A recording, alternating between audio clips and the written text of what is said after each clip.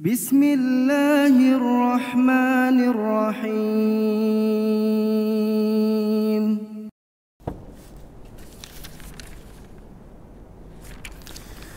Bismillahirrahmanirrahim. Assalamualaikum warahmatullahi wabarakatuh. Innal hamdalillah nahmaduhu wa nasta'inuhu wa nastaghfiruh wa na'udzu billahi min shururi anfusina wa sayyiati a'malina. Man yahdihillahu fala mudilla lahu wa man yudlil fala hadiya lahu. Asyhadu an la ilaha illallah wahdahu la syarika lahu wa asyhadu anna sayyidana wa nabiyyana Muhammadan abduhu wa rasuluh. Yaqulullahu ta'ala fi kitabihil karim, ya ayyuhalladzina amanu taqullaha haqqa tuqatih wa la tamutunna illa wa antum muslimun. Ya ayyuhan nasu ittaqu rabbakumul ladzi khalaqakum min nafsin wahidah wa khalaqa minha zawjaha wa batha minhuma rijalan katsiran wa nisaa'a wattaqullaha alladzi tasaaluna bihi wal arham innallaha kana 'alaikum raqiba. Ya ayyuhalladzina amanu taqullaha wa qulu qawlan sadida yuslih lakum a'malakum wa yaghfir lakum dhunubakum wa may yuti'illaha wa rasulahu faqad faza fawzan 'azima. Amma ba'du. Rabbi shrah li sadri wa yassir li amri wahlul 'uqdatam min lisani yafqahu qawli. Allahumma inna nas'aluka 'ilman nafi'a wa rizqan thayyiban wa 'amalan mutaqabbala. Allahumma amin. Hadirin hadirat Bapak Ibu kaum muslimin dan muslimat jamaah salat subuh yang semoga dimuliakan Allah Subhanahu wa taala. Senantiasa kita memuji Allah atas berbagai nikmat dan karunia-Nya kepada kita. Di kesempatan pagi hari ini kita masih dimudahkan oleh Allah Subhanahu wa taala menunaikan ibadah salat subuh berjamaah dan ibadah-ibadah yang lainnya. Mudah-mudahan Allah senantiasa menambahkan nikmat-nikmatnya kepada kita, menunjuki jalan kita menjadi bagian dari hamba-hambanya yang bersyukur. Amin. Salawat dan salam semoga terlimpah selalu kepada junjungan kita, kecintaan kita, Nabi yang mulia, Nabi besar Muhammad sallallahu alaihi wa ala alihi wasallam. Mudah-mudahan kita diizinkan oleh Allah Subhanahu wa taala menjadi bagian dari umat beliau yang akan mendapatkan syafaat dari baginda Rasul di yaumil qiyamah kelak nanti. Amin ya rabbal alamin. Jamaah salat subuh yang semoga dimuliakan Allah Subhanahu wa taala. Alhamdulillah pada pagi hari ini kita masih diberikan kesempatan untuk bisa mengikuti kajian, berada di majelis ilmu. Dan orang-orang yang berada di majelis ilmu adalah orang-orang yang senantiasa didoakan oleh para malaikat Allah. Rasulullah sallallahu alaihi wasallam memberikan kabar gembira bagi siapa saja yang duduk di majelis ilmu. Kata Nabi sallallahu alaihi wasallam, "Man salaka tariqan yaltamisu fihi ilman, sahhalallahu lahu bihi tariqan ilal jannah." Barang siapa yang menyengaja berada di jalan menuntut ilmu, maka Allah akan mudahkan baginya jalan menuju surganya Allah Subhanahu wa taala. Siapa di antara kita yang yakin surga sudah ada di hadapan kita? Siapa di antara kita yang sudah yakin kita pasti masuk surga? Ada enggak, Pak? Enggak ada. Betul ya? Walaupun kita merasa maaf, alhamdulillah kita rajin sholat berjamaah, rajin duduk di majelis ilmu, rajin bersedekah, baik pada tetangga, birrul walidain kita jaga misalkan. Tapi adakah di antara kita yang bisa memastikan kita sudah pasti masuk surga? Belum ada. Tapi kadangkala kita belum merasa kita itu memang sudah masuk surga, tapi amalan-amalan kita kadang suka masih sedikit. Ya. Padahal kecintaan kita Nabi besar Muhammad SAW orang yang sudah dipastikan masuk surga. Nabi SAW itu adalah manusia pertama yang nanti diizinkan oleh Allah membuka pintu surga. Manusia pertama dari Adam sampai manusia terakhir nanti ketika terjadinya hari kiamat, itu yang diizinkan pertama kali membuka pintu surga adalah Rasul kita yang mulia sallallahu alaihi wasallam. Berarti Nabi sudah dijamin masuk surga. Ya. Bahkan dosa-dosa Nabi sallallahu alaihi wasallam sudah dikabarkan oleh Allah diampuni. Inna fatahna laka fatham mubina liyaghfira lakallahu ma taqaddama min dzambika wa ma ta'akhkhara. Dosa-dosa Nabi sallallahu alaihi wasallam itu sudah diampuni oleh Allah, baik yang dahulu maupun yang akan datang. Artinya beliau dijamin masuk surga. Tapi berbicara tentang ibadah beliau, tidak ada satupun manusia yang bisa mengalahkannya. Padahal beliau sudah dijamin masuk surga. Kita yang belum tentu dijamin masuk surga, namun ibadahnya masih kadangkala jauh dari Nabi sallallahu alaihi wasallam. Coba kita perhatikan jamaah hadis yang diriwayatkan oleh Imam Bukhari dan Muslim. Pengakuan dari Aisyah radhiyallahu taala anha, istri Nabi yang paling dicintainya. Di dalam hadis ini kata Aisyah radhiyallahu taala anha, anna an-nabiy sallallahu alaihi wasallam kana yaqumu minal lail, bahwasanya Nabi kita sallallahu alaihi wasallam itu suka sekali menegakkan salat lail, salat malam. Bahkan enggak sampai di situ, kata Aisyah, hatta tatafattara qadamahu.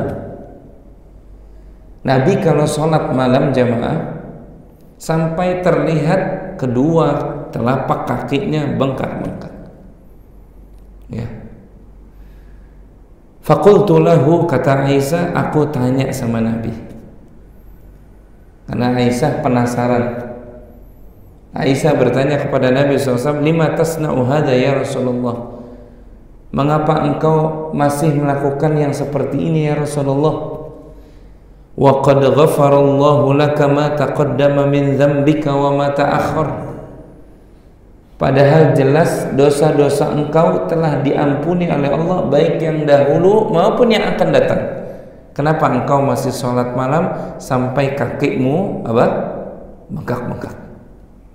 Apa jawaban Nabi kita sallallahu alaihi wasallam ketika ditanya oleh istrinya seperti itu? Qala, Nabi menjawab, afala uhibbu an akuna 'abdan syakura. Wahai Aisyah, tidak bolehkah aku menjadi bagian dari hamba-hamba Allah yang pandai bersyukur? Ya. Di hadis ini memberikan gambaran kepada kita tentang sosoknya Nabi kita sallallahu alaihi wasallam. Itu kalau beribadah. Nabi kita sallallahu alaihi wasallam itu orang yang kalau dia beribadah itu sampai kakinya bengkak-bengkak kalau salat malam. Maaf, ada di antara kita kalau salat sunnah sampai kakinya bengkak-bengkak? Enggak ada. Ada kalau kita salat malam sampai kemudian menikmati salatnya berjam-jam, dari mulai sepertiga malam sampai dengan waktu subuh ya dikumandangkan, rasanya enggak ada. Padahal kita belum ada jaminan surga. Tapi kalau Nabi SAW jamaah itu ibadahnya itu manusia terbaik. Enggak ada satupun manusia di atas langit ini, maksudnya di atas bumi ini yang mampu mengalahkan ibadahnya Nabi SAW.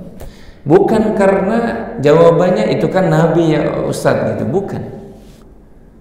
Nabi kita diutus oleh Allah Subhanahu wa taala itu sebagai uswatun hasanah. Nabi kita adalah suri tauladan terbaik buat kita yang kita ikuti kan gitu. Termasuk di dalam masalah ibadah, kita ikuti sesuai kemampuan kita. Nabi kalau ibadah itu mujahadahnya Masya Allah. Sampai-sampai dalam hadis yang lainnya, Nabi kalau soal ibadah itu menjadikan ibadah sholatnya khususnya itu sebagai kenikmatan. Nabi kalau selalu itu kalau sudah tiba waktunya untuk sholat, Nabi mengatakan kepada Bilal, "Qum ya Bilal, berdiri wahai Bilal, arihna bis sholat, istirahatkan kami dengan sholat." Maksudnya istirahatkan dengan sholat, sholatnya Nabi itu sebuah kenikmatan. Maaf, kita kalau istirahat di waktu siang, nikmat nggak Pak? Kalau lagi lelah, nikmat. Nabi justru istirahatnya adalah di waktu sholat. Artinya sholatnya Nabi SAW itu bagian dari kenikmatan yang luar biasa. Kalau kita mungkin sholat kita itu masih terasa apa? Hanya sekedar menggugurkan kewajiban, bahkan terkesan terburu-buru kita sholat. Bacaan kita apa? Nggak tartil. Rukuk kita tidak sempurna, sujud kita tidak sempurna, pengennya buru-buru. Kalau Nabi SAW wajar, kata Aisyah, sampai beliau sholat malam sampai kakinya bengkak-bengkak, karena Nabi menjadikan sholatnya itu sebuah kenikmatan. Ya. Maka harusnya kita belajar dari Nabi kita SAW, karena beliau adalah laqad kana lakum fi Rasulillahi uswatun hasanah. Nabi itu sungguh pada diri Rasulullah ada contoh tauladan yang terbaik untuk kita ikuti, termasuk dalam masalah ibadahnya sesuai kemampuan kita. Nggak bakalan kita bisa mengalahkan ibadahnya Nabi. Pernah ada datang sahabat-sahabat yang kibar, sahabat-sahabat yang apa? Yang besar. Walaupun nggak disebutkan dalam hadis itu siapa sahabat yang besar ini, pernah datang kepada keluarga Nabi SAW. Mereka bertanya tentang ibadahnya Nabi agar menjadi perbandingan buat mereka. Maka istri-istrinya itu menjelaskan Nabi itu ibadahnya demikian. Maka mereka berkata, di mana bandingan ibadah kita dengan Rasulullah SAW? Padahal kita belum tentu ada surga di hadapan kita. Tapi ini kalau Nabi, surga sudah ada, tapi ibadahnya malah semakin kencang. Itu Rasul kita yang mulia Sallallahu Alaihi Wasallam. Jadi hadis ini sekaligus memberikan faedah, kalau kita beribadah itu harus mujahadah. Apa arti mujahadah? Bersungguh-sungguh. Ya, karena Nabi kalau ibadah itu bersungguh-sungguh. Nabi nggak pernah bermain-main dalam masalah ibadah, nggak pernah. Terutama berkaitan dengan sholat kita. Kalau sholat itu harus ada mujahadah kita. Ya, kalau kita sudah berdiri menghadap kiblat, maka kita harus tunjukkan mujahadah kita di hadapan Allah Subhanahu wa taala. Geser dulu dunia kita, geser dulu urusan bisnis kita, geser dulu urusan keluarga kita. Sekarang kita sedang menghadap Allah Subhanahu wa taala, maka fokus yang kita sedang ingat hanya Allah. Nah, itu berarti ada mujahadah pada diri seorang hamba. Ya. Dan Nabi kita SAW jamaah sekali lagi, ya, itu ketika didengar oleh para sahabat-sahabat kibar tentang ibadahnya, maka yang satu mengatakan, di mana nih kita nih sama Nabi? Kalau begitu saya akan puasa terus-menerus, nggak bakalan berbuka. Yang satu lagi mengatakan, kalau begitu saya akan sholat terus-menerus, nggak bakalan tidur. Yang satu lagi mengatakan, kalau begitu saya akan tinggalkan wanita, nggak bakalan menikah. Maka didengar perkataan mereka ini oleh Rasulullah SAW. Kaliankah yang mengatakan demikian? Demi zat yang jiwa Muhammad berada di tangannya, aku kalau sholat aku tidur, aku kalau puasa aku berbuka, dan aku menikahi banyak wanita. Faman raghiba an sunnati falaysa minni. Siapa yang tidak mencintai sunnahku, maka dia bukan termasuk golonganku. Nabi walaupun beliau sungguh-sungguh dalam ibadah, tapi ada saat-saatnya beliau menunjukkan tentang apa? Masa untuk rehat, istirahat. Ada. Ya, kalau kita kebanyakan rehat nih, sampai ketika kita sholat pun kita nggak serius di hadapan Allah. Ya. Nah, ini makanya kita belajar dari tuturan ungkapan yang disampaikan oleh Aisyah radhiyallahu taala anha tentang ibadahnya Nabi, dan tidak ada satupun yang mampu mengalahkan ibadahnya Rasul kita salawatullahi wassalamu alaihi. Ya. Dan hadis ini pun jamaah, kata para ulama, memberikan faedah yang kedua. Ya, di samping yang pertama tadi tentang siapa Rasulullah dan ibadahnya itu, tidak ada satupun manusia yang bisa mengalahkan ibadah Rasul. Tapi walaupun demikian, Nabi SAW sudah dijamin masuk surga, ibadahnya nggak pernah kendor. Makanya kita belajar nih dari Nabi. Kita yang belum tentu surga, tapi kadang-kala ibadah kita masih suka nggak sungguh-sungguh. Dan hadis ini pun yang kedua memberikan faedah kepada kita dari tuturan ungkapan dari Aisyah radhiyallahu taala anha, bahwasanya hadis ini memberikan faedah tentang kekhususan Nabi SAW. Apa kekhususan itu jamaah? Satu-satunya manusia yang telah diampuni dosa-dosanya oleh Allah yang dahulu maupun yang akan datang itu cuma Muhammad SAW. Karena tadi Aisyah mengatakan apa? Lima tasna'u hadza ya Rasulullah wa qad ghafarallahu laka ma taqaddama min dzambika wa ma ta'akhkhar. Wahai Rasulullah, kenapa engkau kalau salat malam sampai kakimu itu bengkak-bengkak? Padahal dosa-dosamu telah diampuni oleh Allah yang dahulu maupun yang akan datang. Ini menunjukkan satu-satunya manusia yang dosanya sudah diampuni oleh Allah yang dahulu maupun yang akan datang cuma Muhammad SAW. Nggak ada satu yang orang lain, nggak ada. Ya. Kalaupun ada dalil yang menyebutkan bahwasanya ada hamba-hamba Allah yang dosa-dosanya diampuni yang dahulu maupun yang akan datang, itu terbatas. Ya, contohnya apa? Kata Nabi SAW, barang siapa yang puasa hari Arafah, betul ya? Puasa hari Arafah tanggal berapa? Tanggal 9 Zulhijjah. Apa faedahnya puasa Arafah? Diampuni dosa-dosanya 1 tahun yang lalu, 1 tahun yang akan datang. Itu umurnya cuma 1 tahun. Kalau Nabi yang dahulu maupun yang akan datang. Jadi harus dibedakan. Maka hadis ini pun sekaligus membantah orang-orang yang mengatakan ada orang-orang yang tingkatannya itu sudah sampai apa ya namanya, tingkatan yang katanya sudah ma'rifah. Dosa-dosa saya udah diampuni oleh Allah, jadi kalau sholat ntar dulu nggak apa-apa, belakangan nggak apa-apa. Ini jelas dusta.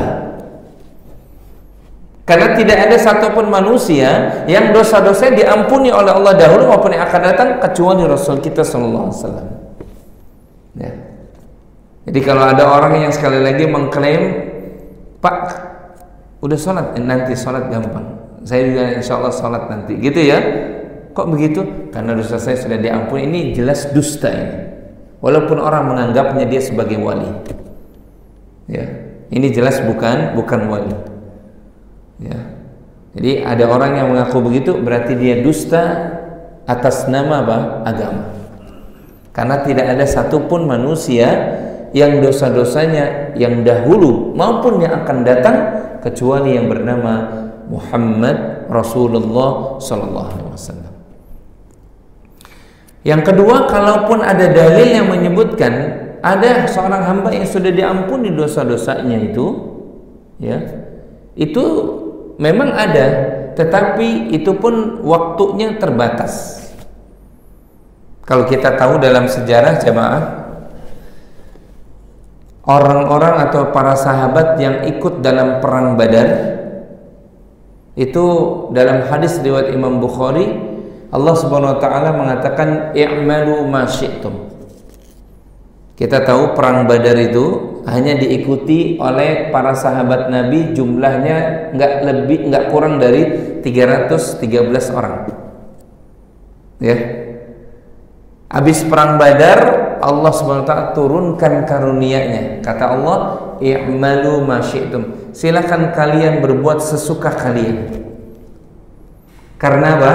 Dosa-dosa kalian telah diampuni oleh Allah Subhanahu wa taala. Itu khusus orang-orang yang ikut perang Badar. setelah perang Badar usai, mereka dosa-dosanya sudah diampuni. Makanya semua sahabat yang ikut perang Badar itu surga. Enak ya Pak ya? Para sahabat Nabi itu, Masya Allah, ya kan? Yang ikut perang Badar semuanya dijamin masuk surga. 313 orang itu dijamin masuk surga.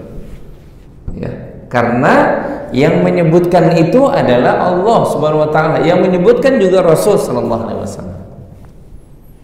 Jadi ada beberapa dalil yang menyebutkan kalau para sahabat Nabi itu ada jaminan surga. Kenapa demikian? Karena yang menjaminnya adalah Rasulullah sallallahu alaihi wasallam. Kalau kita kan belum ada. Kalau kita belum ada. Tapi kalaupun ada jaminan surga berdasarkan Al-Quran menyebutkan ciri-ciri orang yang akan masuk surga demikian. Kadang-kala kita masih nggak sungguh-sungguh untuk beribadah. Ya, kadang-kala kita masih nggak sungguh-sungguh. Jadi kembali hadis ini memberikan faedah tadi, bahwasanya satu-satunya manusia yang dosa-dosanya telah diampuni oleh Allah yang dahulu maupun yang akan datang itu adalah Rasul kita yang mulia sallallahu alaihi wasallam. Tadi ayatnya sudah dibacakan, inna fatahna laka fatham mubina. Sesungguhnya kami telah berikan kemenangan dengan kemenangan yang nyata, kemenangan yang besar kepada umat Islam. Liyaghfira laka Allahu ma taqaddama min dzambika wa ma ta'akhkhar, agar Allah mengampuni dosa-dosamu ya Muhammad yang dahulu maupun yang akan datang. Jadi Allah sudah mengampuni dosa Rasul kita yang mulia sallallahu alaihi wasallam, dan tidak ada satupun yang seperti Rasulullah sallallahu alaihi wasallam. Ini kekhususan Nabi. Sekali lagi ya, banyak dalil yang menyebutkan tentang kekhususan Nabi. Ya, banyak dalil yang menyebutkan tentang kekhususan Nabi sallallahu alaihi wasallam. Ya. Kemudian hadis ini kata para ulama jamaah subuh yang dimuliakan oleh Allah Subhanahu wa taala memberikan faedah yang ketiga, ya, yaitu faedah pentingnya seorang hamba menegakkan salatul lail, salat malam. Karena kata Aisyah, annan nabiyya sallallahu alaihi wasallam kana yaqumu minal lail. Ya. Bahwasanya Nabi kita sallallahu alaihi wasallam itu kalau di sebahagian malam beliau itu salat. Memang maaf, kadangkala Nabi sallallahu alaihi wasallam itu salatnya itu salat malamnya itu memang bertahap. Kadang-kala satu malam penuh beliau tidak tidur salat malam, dan itu terjadi khusus di 10 hari terakhir di bulan Ramadan. Nabi itu salat malam. Ya. Nanti agak siangan setelah matahari terbit baru Nabi sallallahu alaihi wasallam tidur. Tapi Nabi sallallahu alaihi wasallam itu kalau Ramadan, terutama di akhir Ramadan, bahkan salat 1 malam penuh, nggak tidur beliau. Atau yang kedua, Nabi sholat malamnya itu setengah malam. Kalau kita hitung 1 malam itu dari mulai maghrib sampai dengan sampai dengan waktu subuh, Nabi kadang-kala sholat setengah malam. Kalau dari maghrib sampai subuh hampir sekitar berapa? 10 jam, berarti Nabi sholat 5 jam setengah malamnya. Atau yang ketiga, kadang Nabi sholatnya min thuluthil lail, sepertiga malam. Sepertiga malam. Dan sholat malam jamaah itu bagi Rasul kita yang mulia sallallahu alaihi wasallam itu hukumnya kata para ulama wajib buat beliau, karena Nabi tiap hari. Nabi kalau sholat malam itu tiap hari, nggak pernah ditinggalkan. Ya lihat ya, manusia yang sudah dijamin masuk surga tapi sholat malamnya nggak pernah ketinggalan. Memang untuk umatnya sholat malam hukumnya sunnah. Salat malam hukumnya sunnah. Tapi bagi Nabi hukumnya wajib. Ya. Jadi Nabi SAW tiap malam itu salat. Kalau kita hukumnya sunnah. Allah Subhanahu wa taala berfirman, "Wa minal laili fatahajjat bihi nafilatan lak." Dan di sebahagian malam, Allah cuma minta di sebahagian malam saja. Antum mau setengah malam silahkan, antum mau sepertiga malam silahkan, bahkan kurang dari sepertiga pun silahkan, sepanjang waktu sholat malamnya masih ada. Ya, waktu sholat malamnya masih ada. Kapan sholat malam itu ditegakkan? Ya, yang lebih utama setelah dia tidur. Setelah dia apa? Setelah dia tidur. Maka kemudian dia bangun itu di sebahagian malamnya. Allah cuma minta di sebahagian malamnya, kata Allah, wa minal laili fatahajjad bih. Maka bertahajudlah kalian. Dan hukum tahajud, salat malam buat umat Rasul sallallahu alaihi wasallam hukumnya nafilatan laka, sebagai amalan apa? Sunnah. Amalan tambahan, amalan nafilah. Tapi faedah sholat malam itu besar sekali. Apa faedahnya dalam ayat tadi? Asa an yab'atsaka rabbuka maqaman mahmuda. Semoga Tuhanmu itu mengangkat engkau dengan sholat malam ke tempat yang terpuji. Jadi orang yang sering sholat malam itu Allah angkat derajatnya ke maqaman mahmuda, derajat yang terpuji.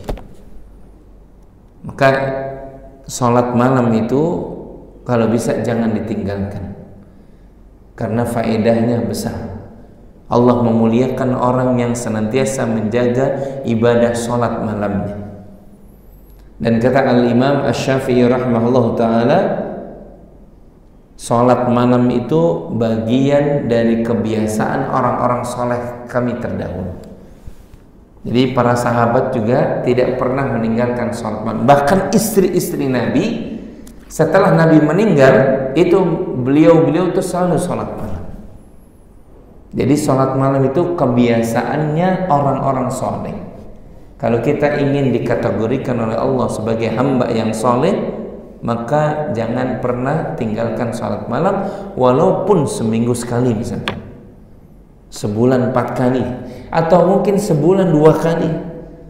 Syukur-syukur bisa seminggu 2 kali, sehingga sebulan bisa 8 kali, karena sholat malam itu kebiasaannya orang-orang soleh.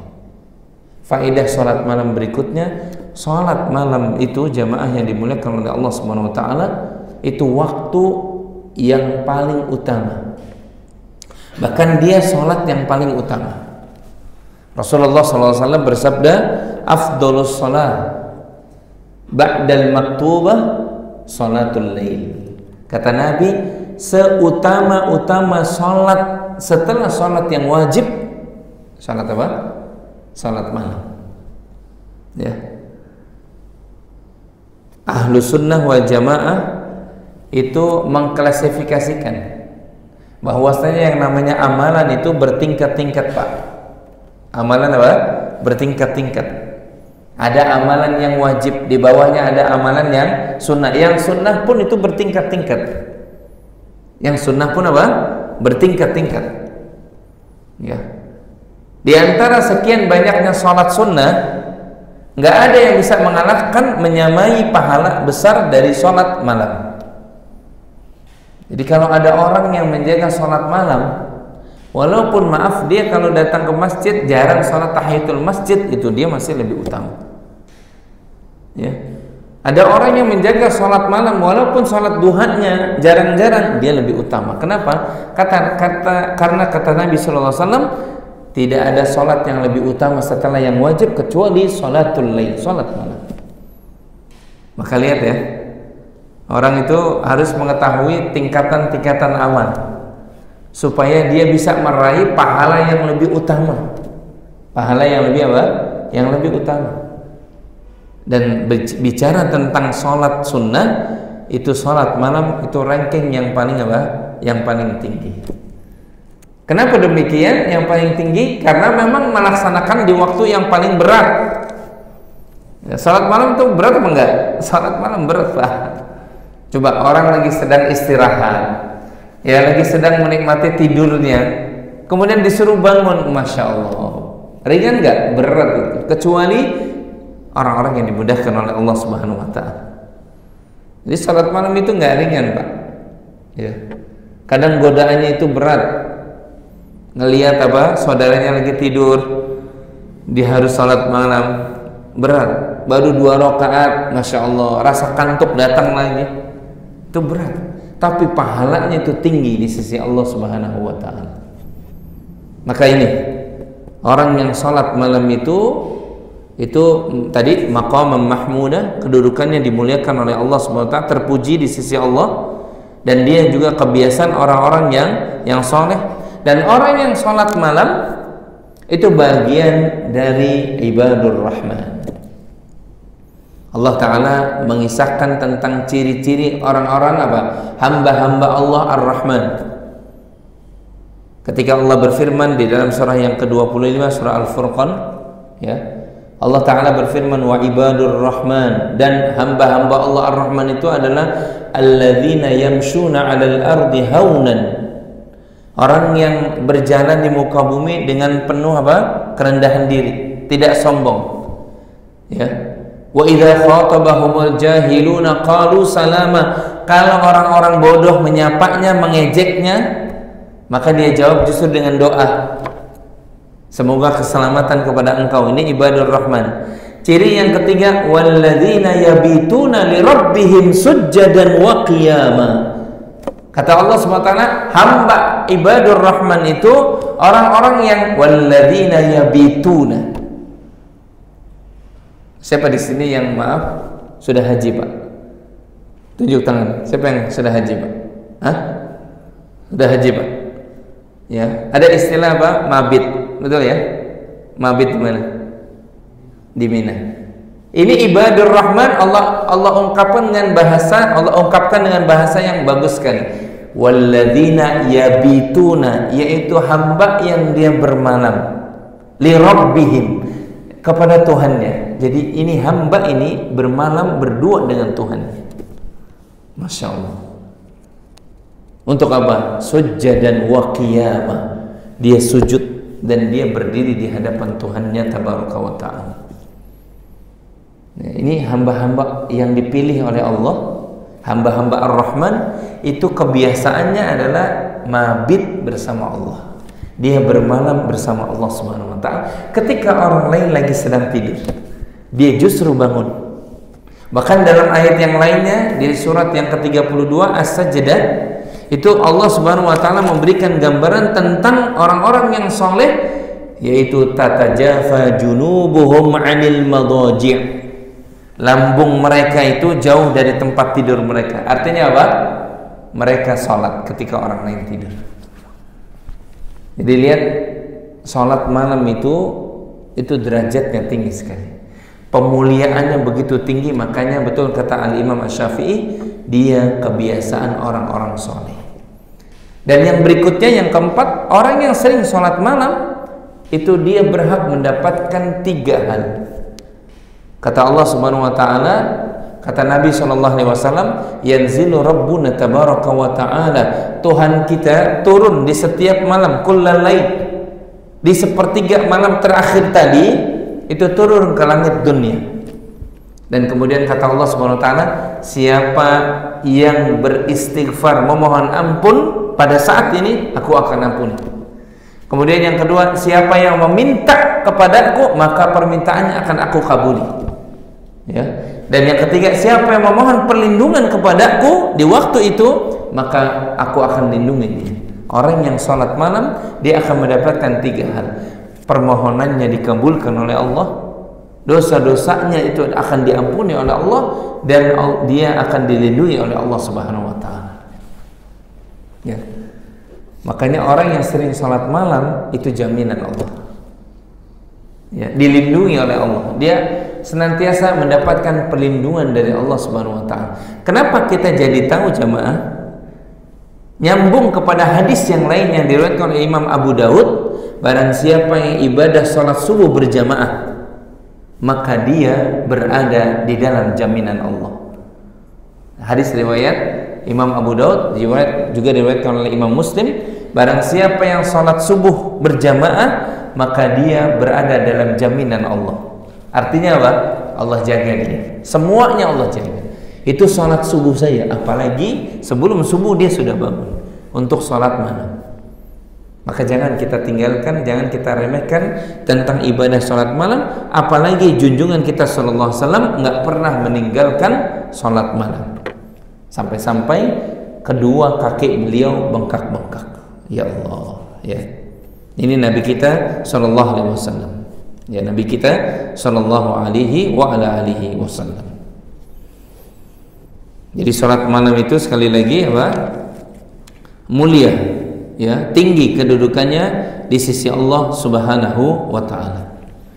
Dan Nabi kita itu sekali lagi kalau sholat malam nggak ada yang bisa menyamai beliau. Ya. Pernah Nabi sholat malam ketika Nabi lagi berada di istri beliau yang bernama Maimunah. Kebetulan ada sahabat Nabi walaupun masih kecil, Abdullah ibnu Abbas, sedang apa? Nginep di rumah bibinya. Kata Abdullah ibnu Abbas, aku lihat Nabi bangun malam, maka aku pun mengikuti beliau. Aku berwudu, kemudian aku sholat di samping Nabi SAW. Kata Ibnu Abbas, aku mendengar Nabi membaca surah Al-Fatihah. Setelah itu beliau membaca surah Al-Baqarah. Ini sholat malamnya Nabi ini. Ya. Kata Ibnu Abbas, setelah beliau membaca surah Al-Baqarah, yang beliau baca Al-Baqarah dari ayat pertama sampai dengan 286. Pendek apa panjang, Pak? Hah? Pernah lihat surah Al-Baqarah apa tidak? Hah? Al-Baqarah sama dengan juz 30 apa tidak? Hah? Nggak sama. Kalau juz 30 masih ayatnya apa? Pendek-pendek. Surah Al-Baqarah itu madaniyah. Biasanya ciri-ciri ayat-ayat madaniyah itu panjang-panjang. 286 dibaca oleh Nabi di rakaat yang pertama. Kata Ibnu Abbas, aku mengira Nabi setelah ini ruku. Nabi setelah membaca Rabbana wala tuhammilna ma la taqata lana bih wa'fu 'anna waghfir lana warhamna anta maulana fansurna 'alal qaumil kafirin. Kirain Ibnu Abbas ini ruku nih Nabi, tapi Nabi masih melanjutkan dengan surah Ali Imran. Nabi baca Ali Imran dan nggak cukup 1-2 ayat, tapi Nabi baca full 1 Ali Imran. Berapa ayat itu? 200 ayat. Panjang apa pendek Ali Imran? Panjang. Ada 7 kata para ulama qiraat, ada 7 ayat yang ayatnya tuh panjang-panjang. Salah satunya Al-Baqarah, Ali Imran, Al-A'raf, An-Nisa, itu ayatnya panjang-panjang, Pak. Kata Ibnu Abbas, itu belum ruku itu. Belum apa? Belum ruku. 486 ayat itu sholatnya Nabi. Kalau sholat malam itu Nabi, Masya Allah, itu tadi sudah saya sebutkan di awal, Nabi kalau sholat betul-betul dia apa? Sedang merasakan sebuah kenikmatan. Diri wahai Bilal, arih Nabi sholat, istirahatkan kami dengan apa? Dengan sholat. Jadi Nabi menjadikan kalau sholatnya itu sebuah kenikmatan, bukan sebuah beban, bukan sekedar menggugurkan kewajiban. Nabi kalau sholat itu Masya Allah kenikmatan. Kita di mana?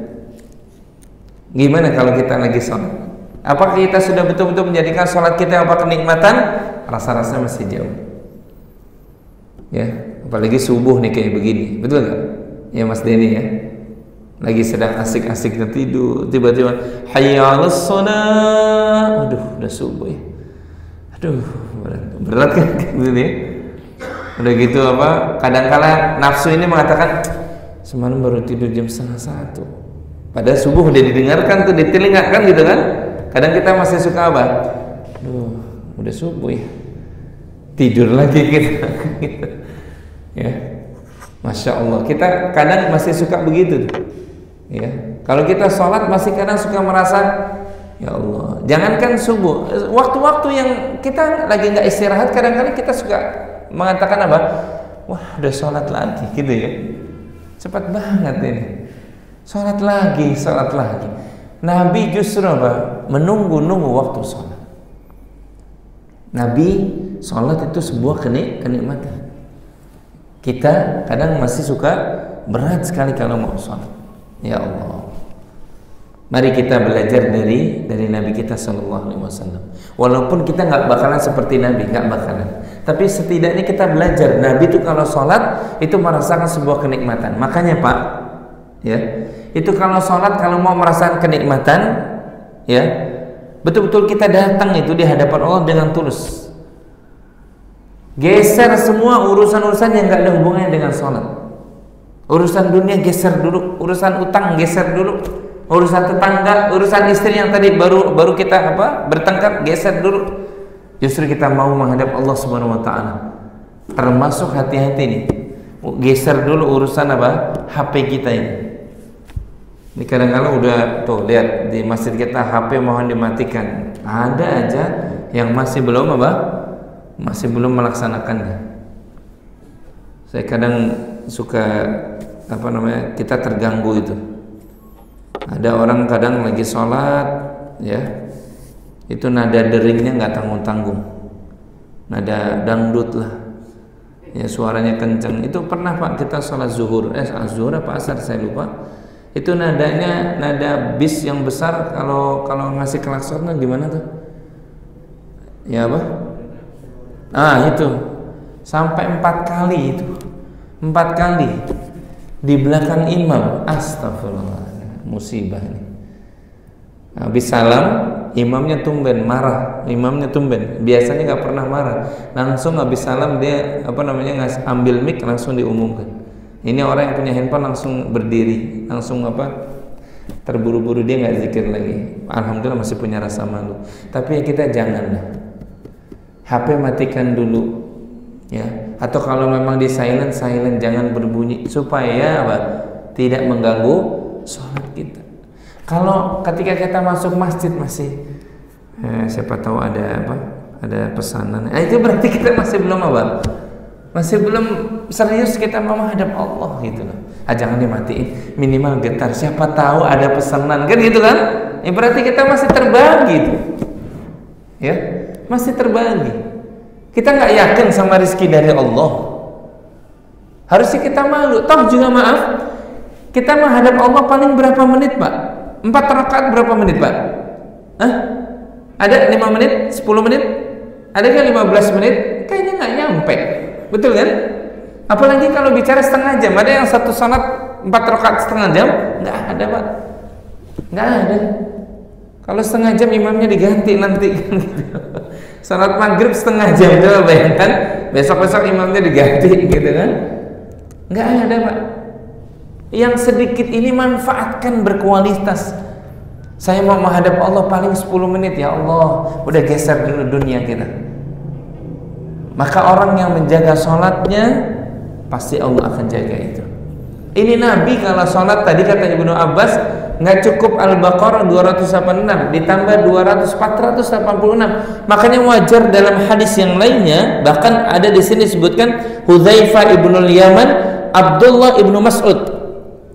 Ya, Abdullah ibnu Mas'ud itu sampai menghindar dari salat malamnya Nabi. Ketika ditanya oleh sahabat yang lainnya, kenapa engkau tidak salat bersama Nabi? Aku khawatir berprasangka buruk kepada Nabi. Karena saking apa tuh? Saking banget.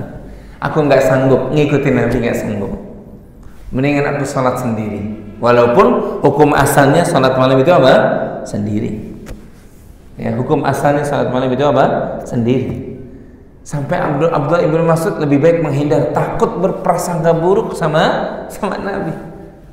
Ya wajar lah Pak. Coba kalau antum berada di sholat yang imamnya 1 rakaat 15 menit berdirinya, ya pasti nanya, nih imam nggak tahu diri kan gitu, ya kan? Dia nggak tahu apa di belakangnya udah banyak yang sepuh, banyak yang ada urusan gitu kan? Itu sama Ibnu Mas'ud tuh begitu. Hudzaifah juga begitu, ya. Nggak ada yang bisa ngikuti sholatnya malam Nabi Shallallahu Alaihi Wasallam. Ini kebetulan Ibnu Abbas masih muda Pak, masih muda. Jadi beliau menjadi saksi bahwasanya apa? 1 rakaatnya Nabi lebih dari 486 ayat. Baru kemudian beliau apa? Beliau ruku. Bahkan dalam hadis Hudzaifah disebutkan sampai surat An-Nisa Nabi baru ruku. Allahu Akbar. Nah, itu lihat, salat malamnya Nabi wajar kalau kakinya sampai apa? Bengkak-bengkak. Kalau di Masjid Al-Hidayah pernah gak salat malam sampai 3 jam gitu? Ada gak? Paling di Ramadan kemarin juga udah mulai dua Ramadan ini, kalau salat malam paling 1 jam kan? Itu juga 11 rakaat. 1 jam kan? 1 jam. Ya. Ada itu ya, walaupun banyak sih. Ada di dulu kami kalau mahasiswa itu kalau sholat malam di daerah Jakarta Selatan di Pela Mampang itu sholatnya dari jam 12 ya, baru selesai 15 menit sebelum sahur ya. Jadi betul-betul kalau kita lagi sholat itu kaki kita gerak-gerak ya, karena apa? Pegel Pak. Awalnya kita itu gerak-gerak ya, kadang kaki ke bagian betis sebelah kiri, kaki kiri ke betis sebelah kanan, karena betul-betul panjang itu Imam Sufyan dari Kalimantan ya. Itu kalau baca ayatnya itu Masya Allah, satu malam itu hampir sekitar 4 jam, 15 menit sebelum waktu sahur berakhir. Jadi sebelum waktu subuh, karena waktu sahurnya juga kita langsung makan, setelah itu selesai ya, selesai. Itu berat sekali kalau yang nggak biasa. Kalau di masjid-masjid di sini jarang yang kalau saat malam dari mulai jam 12 selesai jam setengah 4, selesai jam 4 itu kayaknya hampir nggak ada. Paling mulainya jam 2, selesai jam 3 kayak gitu ya. Ya. Tapi alhamdulillah kita berkesempatan beberapa tahun salat malam itu 4 jam, 3 jam tidak berhenti ya. Itu mencoba untuk mengikuti, tapi kita nggak bakal bisa mengikuti Nabi Shallallahu Alaihi Wasallam. Yang terakhir tadi bunyi udah itu ya, cepet ya. Baik. Yang terakhir hadis ini kata para ulama memberikan faedah, ya, memberikan faedah kata para ulama yaitu bahwasanya an-syukra huwal qiyam bi ta'atillah. Yang namanya wujud syukur itu adalah dia semakin taat kepada Allah. Karena Nabi ketika ditanya oleh Aisyah, wahai Rasulullah, udahlah engkau kan sudah diampuni dosa-dosamu, gitu ya, kenapa sholat malam sampai kaki bengkak-bengkak? Apa jawaban Nabi? Afala uhibbu an akuna abdan syakura. Wahai Aisyah, tidak bolehkah aku menjadi hamba yang bersyukur? Lihat, ciri orang yang bersyukur itu semakin taat. Semakin dia taat, saksikan dia semakin bersyukur. Ya, karena syukur itu kata para ulama kan ada 3. Pertama, lisannya mengucapkan alhamdulillah. Ini tingkatan yang paling rendah, Pak. Tingkatan yang paling Yang paling rendah. Alhamdulillah dapat nikmat. Iya, itu paling rendah. Syukur paling rendah. Yang kedua, masuk ke dalam hati, dia merasakan, ya Allah, kalau bukan karena rahmatmu, hatinya merasakan. Tingkatan yang lebih tinggi. Ada tingkatan yang lebih tinggi dari 2 ini, yaitu menggunakan nikmat-nikmat tersebut untuk ketaatan kepada Allah. Ini baru tingkatan yang paling tinggi. Seseorang kalau diberikan nikmat sehat contohnya, maka dia bersyukur, alhamdulillah sehat. Dengan sehat ini bisa beribadah kepada Allah Subhanahu wa taala. Hatinya juga ikut merasakan, dan kemudian sehatnya dipergunakan untuk sering sujud, sering ruku, sering sodakoh, sering silaturahmi. Itu berarti dia bersyukur atas nikmat sehat. Orang kalau diberikan nikmat harta, maka syukurnya dia sodakoh, dia zakat, dia peduli membantu orang yang sedang butuh bantuan. Itu berarti dia bersyukur atas nikmat Allah kepadanya dalam bentuk harta. Orang kalau diberikan nikmat mata masih sehat, telinga masih sehat, tangan masih sehat, kaki masih bisa melangkah, maka syukurnya atas semuanya itu matanya dipergunakan untuk melihat ciptaan Allah Subhanahu wa taala, untuk melihat Al-Qur'an, telinganya dia pergunakan untuk mendengarkan Al-Qur'an, mendengarkan nasihat para ulama, tangannya dipergunakan untuk mengelus anak yatim, tangannya dipergunakan untuk memberikan, kakinya dipergunakan untuk melangkahkan ke masjid, ke majelis ilmu. Berarti dia bersyukur. Orang kalau diberikan nikmat istri yang solehah, anak yang soleh, maka apa? Diajak tuh semuanya untuk mentaati Allah Subhanahu wa Ta'ala. Itu berarti dia bersyukur. Karena kata para ulama, bentuk syukur adalah taat. Itu saja. Berarti orang kalau diberikan nikmat dia bermaksiat, berarti apa? Dia nggak bersyukur itu. Masih mending kalau belum dicabut itu nikmat. Kalau Allah cabut, bahaya itu. Kan gitu ya? Betapa banyak orang yang kemudian menyesal, Pak, ketika nikmat itu dicabut. Bisnisnya hancur. Kenapa? Dulu dia jarang sedekah. Orang datang kepadanya butuh bantuan, dia tidak pedulikan, padahal dia bisa membantu. Ketika hancur semuanya, dia baru menyesal. Aduh, kangen pengen sedekah. Hartanya udah nggak ada sekarang. Udah dicabut kenikmatan itu oleh Allah Subhanahu wa Ta'ala. Betapa banyak orang yang kemudian apa? Hari ini mau membaca Al-Quran, tapi kebetulan matanya udah nggak bisa melihat lagi. Dicabut oleh Allah Subhanahu wa Ta'ala. Kenapa? Dulu ketika matanya sehat, maaf, yang dilihat justru hal-hal yang mendatangkan maksiat. Nggak pernah dibuka Al-Quran. Sehingga ketika matanya sekarang apa? Sudah rabun, nggak bisa melihat Al-Quran, dia baru menyesal pengen ngelihat Al-Quran. Jadi sebelum nikmat itu jangan sampai naudzubillah dicabut, mari kita apa? Pergunakan nikmat itu untuk ketaatan kepada Allah. Karena wujud dari syukur adalah taat. Semakin dia bersyukur, berarti dia semakin apa? Dia semakin taat. La in syakartum la azidannakum wa la in kafartum inna adzabi lasyadid. Kalau kita semakin bersyukur, maka yang ada ditambah nikmatnya. Tapi kalau kita naudzubillah kufur, maka sesungguhnya azabku teramat pedih. Mudah-mudahan tausiah yang singkat ini ada manfaatnya buat hadirin yang datang pada pagi hari ini, ya. Ini yang bisa Ustadz sampaikan pada pagi hari ini. Wallahu a'lam. Apakah ada apa yang ingin ditanyakan? Kebiasaannya ada tanya jawab atau tidak, saya tidak tahu, karena kebetulan saya diminta hari ini mengisi kekosongan jadwal yang ada pada hari ini. Ada yang ingin ditanyakan, Pak? Ya, ya, walaupun kita baru masuk ya, suruh. Kalau tidak ada yang tanyakan, saya rasa cukup dulu nasihat singkat dari hadis yang diriwayatkan oleh Imam Bukhari dan juga hadis ini diriwayatkan oleh Imam Muslim tentang pengakuan Aisyah radhiyallahu taala anha. Kita belajar dari ibadahnya Nabi. Kita belajar dari kesungguhan Nabi ketika apa? Beribadah kepada Allah Subhanahu wa taala, agar kita itu betul-betul bisa mencontoh Nabi, walaupun nggak bakalan kita menyamai Nabi sallallahu alaihi wasallam. Tapi mudah-mudahan kalau kita ngikutin Nabi, kita nanti akan ditunggu oleh Nabi di telaganya nanti, insya Allah. Kita walaupun kita surga belum ada jaminan, tapi kalau kita kemudian yakin bahwasanya kalau kita ikuti ibadahnya Nabi SAW, mudah-mudahan kita pun kecipratan kebaikan surga Allah berikan kepada kita. Mudah-mudahan kita yang hadir di sini senantiasa diberkahi oleh Allah Subhanahu wa taala. Apa yang disampaikan mudah-mudahan menjadi ilmu yang bermanfaat. Kalau ada yang benar semata karena dari Allah, kalaupun ada yang kurang, ada yang salah semata karena kedhaifan ilmu yang ada pada diri saya. Kita mohon ampunan dari Allah Subhanahu wa taala. Subhanakallahumma wa bihamdika asyhadu an la ilaha illa anta astaghfiruka wa atubu ilaik. Wa sallallahu ala nabiyyina Muhammad. Assalamualaikum warahmatullahi wabarakatuh.